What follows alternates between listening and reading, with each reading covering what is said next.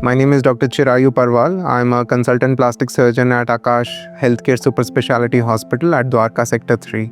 So today we are going to talk about reconstructive surgery. हम reconstructive surgery के बारे में बात करेंगे. अमूमन प्लास्टिक सर्जरी नाम सुनते ही लोगों के दिमाग में आता है ब्यूटिफिकेशन, ग्लैमर इंडस्ट्री, अपनी लुक्स एंड अपनी फेशियल सिमेट्री एनहांस करने वाली चीज़ें. बट प्लास्टिक सर्जरी का कॉस्मेटिक सर्जरी केवल एक अंग है, उसका एक बड़ा पार्ट, और एक्चुअली प्रैक्टिकल रियलिटी में एक मेजर पार्ट रिकंस्ट्रक्शन है.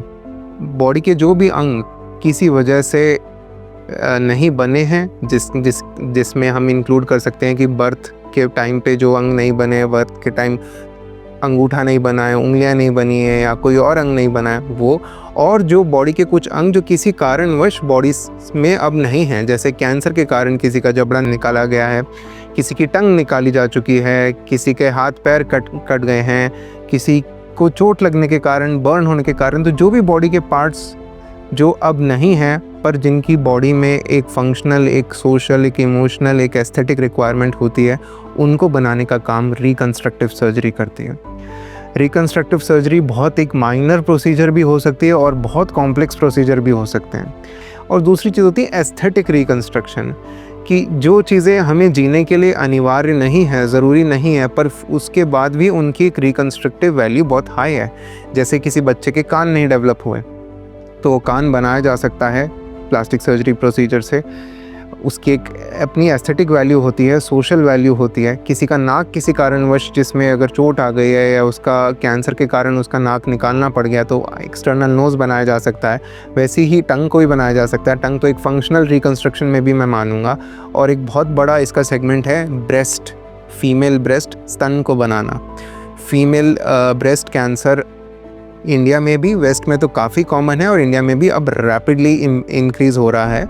और अब हमें इस तरफ भी गौर देना चाहिए कि फ़ीमेल का ब्रेस्ट निकालना is not the end, it is end. ये कैंसर ट्रीटमेंट का एंड है, बट आपको उस female body habitus, female body shape जो है वो रिस्टोर भी करनी है. फीमेल जो फ्लैट चेस्टेड होती हैं, जिनका ब्रेस्ट नहीं होता, उनकी एक मानसिक संतुलन, उनके एक मेंटल प्रॉस्पेरिटी को भी हमें एड्रेस करना है.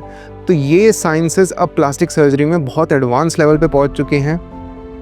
रिकंस्ट्रक्शन, खासकर मैं ब्रेस्ट की बात करूंगा, तो बहुत सिमेट्रिक होता है, अपने ही बॉडी के टिश्यू से होता है, लॉन्ग लास्टिंग होता है, ड्यूरेबल होता है, उसमें near normal feeling of a normal breast होता है. और कई बार ये ब्रेस्ट कैंसर सर्जरी के साथ उसी ऑपरेशन में उसी वक्त किया जाता है. तो आपको कोई ऐसा आपका लाइफ का फेज़ नहीं आता कि जब आप फ्लैट चेस्टेड हो या आप एक विदाउट ब्रेस्ट एक फीमेल हो.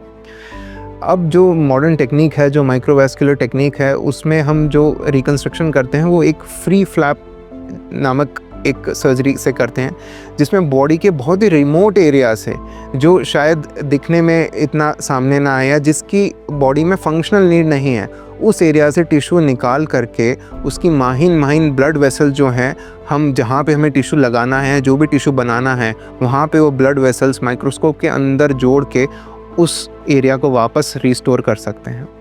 तो रिकंस्ट्रक्शन सर्जरी में हमने, जैसा कि मैंने बताया कि फंक्शनल रिकंस्ट्रक्शन होता है कि स्किन में कहीं गैप है तो वो बनाना है, अंगूठा नहीं है तो वो बनाना है, टंग नहीं है तो वो बनाना है.